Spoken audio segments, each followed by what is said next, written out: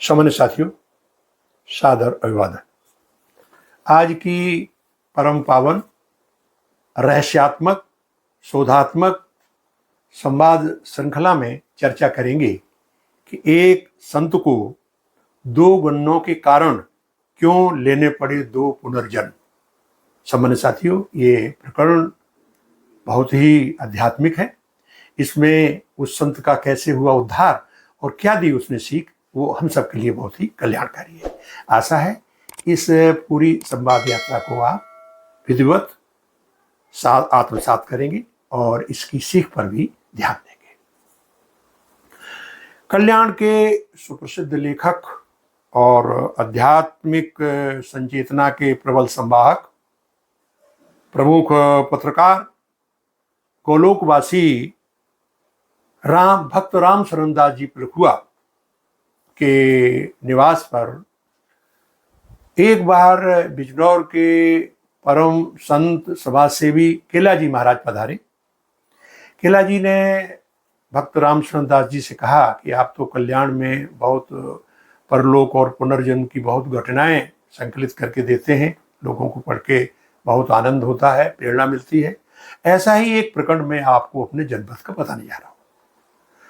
तो केला जी ने बताया कि हमारे जनपद में बास्टा के पास एक गांव में एक हिमालय के परम संत एक दिन पधारे और आते ही उस गांव के जो सुप्रसिद्ध किसान थे उनके घर गए और उनसे कहा कि आप अपने छोटे बेटे को क्या बुला देंगे। सबको बड़ा आश्चर्य हुआ कि ये संत हिमालय से आ रहे हैं और छोटे बेटे को क्यों बुलाना चाह रहे हैं। खैर, अब संत का आदेश था तो उन्होंने अपने दूसरे बेटे से कहा कि बेटा जाओ, वो बद्री प्रसाद वहाँ जो है एक कोलू उन्हीं का चल रहा था, उस पर देख रेख कर रहा है, उसको बुला लाओ। वो उनका लड़का गया और जैसा कि संत ने चाहा था उसको लेके आ गया। तो जैसे ही बद्री प्रसाद आ रहा था, क्योंकि इसकी उम्र अभी ऐसी 16-17 साल की थी, उसको देखते ही संत बोले, आइए आइए राघवानंद जी महाराज पधारिए। सबको बड़ा आश्चर्य हुआ कि ये क्या कह रहे हैं। वो लड़का भी अपने आप में हतप्रभ रह गया, पास में आया, पैर छुए, क्योंकि संस्कारिक था, तिलक लगाए हुए था और अभिवादन किया। इन्होंने कहा कि बेटा कुछ आपको स्मरण आया। उसने बड़े सहज भाव से कहा कि महाराज मुझे कुछ स्मरण नहीं आ रहा, तो मेरे पास आओ।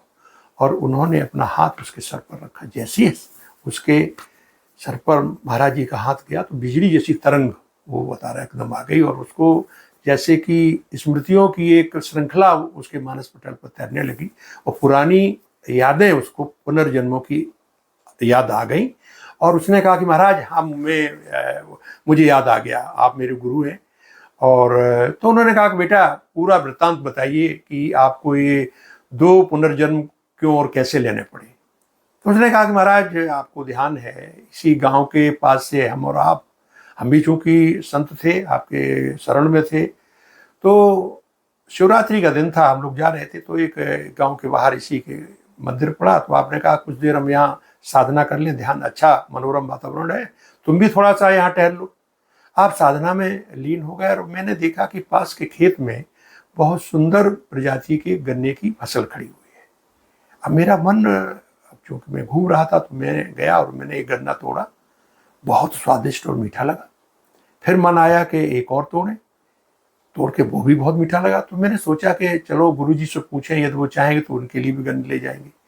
जैसे मैं पहुंचा, आप ध्यान से निवृत्त हो गए थे, आपने कहा कि बेटा ये गन्ना कहाँ से लिया। मैंने बताया कि ये पास का खेत है, बड़ा अच्छे खेत है और वो गन्ना वहाँ से लाया, आपके लिए भी ला दें। उन्होंने कहा कि आपने किसान से पूछा था।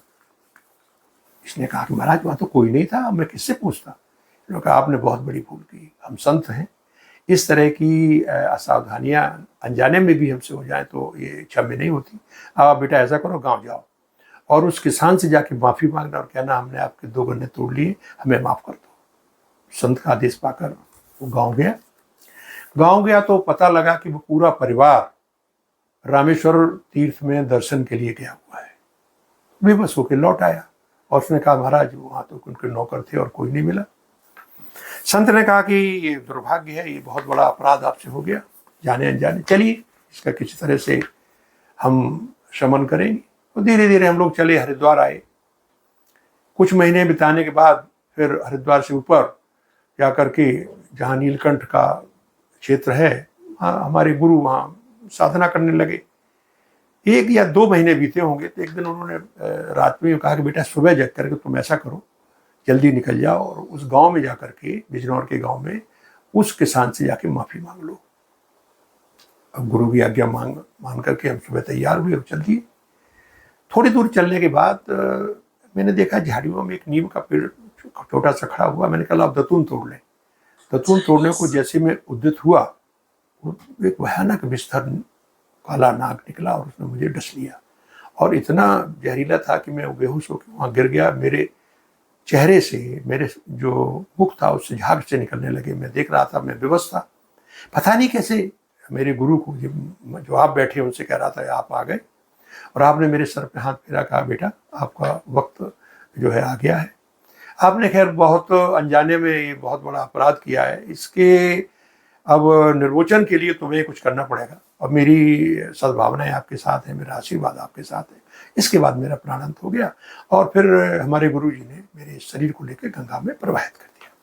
इसके बाद मैंने एक कुत्ते के रूप में इसी गांव में जन्म लिया और मुझे स्मरण है कि मैं इसी परिवार के पास आ गया और मैं खेलने लगा और मुझे बड़ा स्नेह मिलने लगा। पहले मैं घर के चारों तरफ घूमता था, देखता था कोई जानवर ना आ जाए, सुरक्षा करता था और मालिक और परिवार से मैं हिलमिल गया।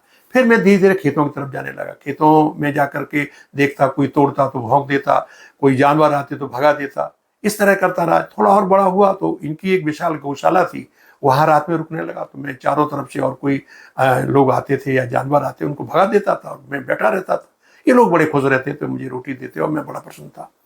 करीब 1-2 साल के बाद एक रात्रि का वक्त एक तेंदुआ वहाँ से आया और मेरे ख्याल से वो शिकार की वजह से वो आया था और उसने आकर के गाय का एक नवजात बच्चे को पकड़ कर खींच के चलने लगा और मैंने देख लिया। तो मैं भाग करके उसको छुड़ाने के लिए मैंने बहुत संघर्ष किया। खैर वो गाय का बछड़ा तो छूट गया, लेकिन तेंदुआ ने मुझे पकड़ लिया और मुझे ऐसे घाव दिए।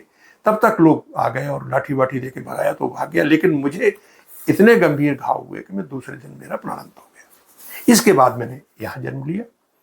जन्म के बाद ही मुझे पुरानी स्मृतियों के अनुसार गीता, भागवत, ये सब मुझे कंठस्थ थी और सब लोग बड़ा आश्चर्य करते थे कि आप तो कहीं स्कूल नहीं गए, लेकिन फिर भी आप संस्कृत का धारा प्रवाह मंत्रों का उच्चारण करते हैं और गीता का पढ़ के, रामायण पढ़ के सबको सुनाते हैं और पूजा पाठ करके तिलक धारण करते हैं।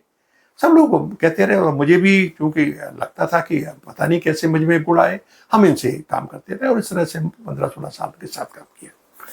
इसके बाद गुरुजी ने कहा कि मान्यवर, अब आपने सुन लिया, 2 गन्ने इसने अनजान में तोड़े थे। मेरा शिष्य था, संत था, उसके लिए इसने एक बार कुत्ता बन के आपके यहाँ सेवा की और ये अभी जो आपके 15-16 साल आपकी सेवा की, मेरे ख्याल से अब आप क्षमा कर दें, आपके 2 गन्नों का ऋण माफ हो गया। परिवार का मुखिया के आंसू निकल आए और कहा कि महाराज, ये तो बहुत ही मेरा भाग्य था कि ऐसा पुण्यवान पुत्र मेरे यहाँ आया, या पहले भी जो मेरे यहाँ कुत्ते के रूप में आया, मैं दुर्भाग्यशाली था कि मैं पहचान नहीं पाया और आप संतों की कृपा हुई तो भाई हम तो कहेंगे कि हम माफ़ करने वाले कौन हैं, लेकिन हम अपने तरफ से सद्भावनाएं देते हैं कि मेरा अब जो है मेरी तरफ से कोई शिकवा शिकायत नहीं और मैं चाहता हूँ कि मेरे यहाँ रहे।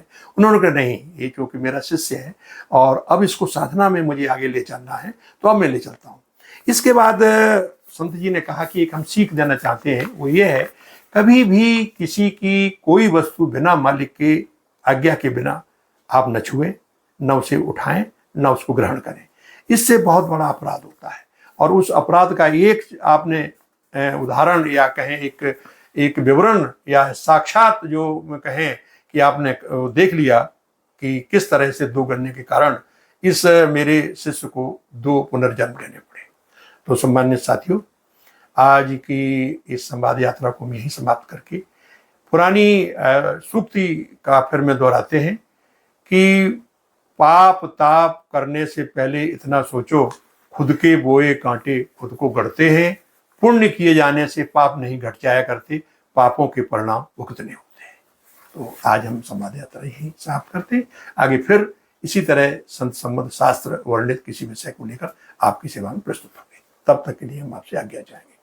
जय श्री राम।